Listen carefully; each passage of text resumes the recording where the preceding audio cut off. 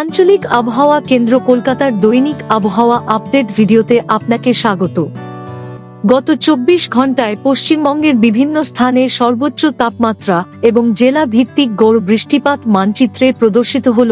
গতকাল সর্বোচ্চ তাপমাত্রা ছিল দক্ষিণবঙ্গের পুরুলিয়ায় ৩৫.৩ ডিগ্রি সেলসিয়াস, উত্তরবঙ্গে মালদায় ২৯.৩ ডিগ্রি সেলসিয়াস।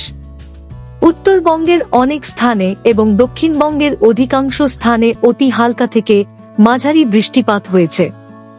গত ২৪ ঘন্টায় রাজ্যের প্রধান বৃষ্টিপাতের পরিমাণ প্রদর্শিত হল। গতকাল রাতে দমদমে পশ্চিম দিক থেকে একটি তীব্র বেগের ঝোড়ো হাওয়া, আবহাওয়া বিজ্ঞানের নাম স্কোয়াল, বয়ে যায়, যার সর্বোচ্চ বেগ ৫৫ কিমি প্রতি ঘন্টা। গতকালের গাঙ্গেয় পশ্চিমবঙ্গ ও পার্শ্ববর্তী বাংলাদেশের উপর অবস্থানরত ঊর্ধ্ব বায়ু ঘূর্ণাবর্ত, যা সমুদ্রপৃষ্ঠ থেকে প্রায় ১.৫ কিমি পর্যন্ত বিস্তৃত, এখনও বজায় রয়েছে।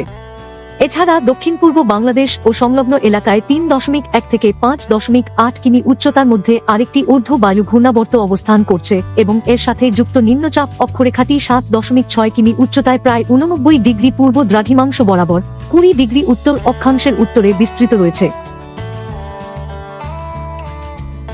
আগামী ৭ দিনের আবহাওয়ার পূর্বাভাস মানচিত্রে প্রদর্শিত হল।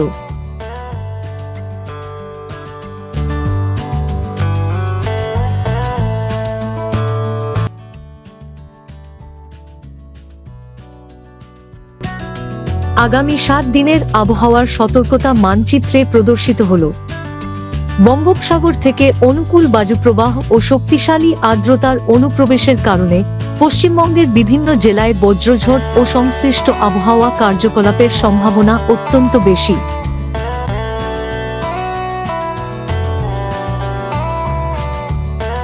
বজ্রঝড়, বিদ্যুৎ চমক, তীব্র বৃষ্টিপাত, বজ্রসহ বৃষ্টির সময় নিরাপদ স্থানে আশ্রয় নিন।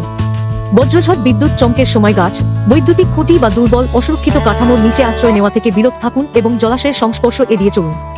যানবাহন চলাচল প্রয়োজনে যথাযথভাবে নিয়ন্ত্রণ করা যেতে পারে। আগামী ৭ দিনে পশ্চিমবঙ্গের সমস্ত জেলায় দিনের তাপমাত্রাতে উল্লেখযোগ্য কোনো পরিবর্তন হবে না। আবহাওয়া সম্পর্কিত আরও আপডেটের জন্য আমাদের অফিসিয়াল ওয়েবসাইটটি অনুসরণ করুন।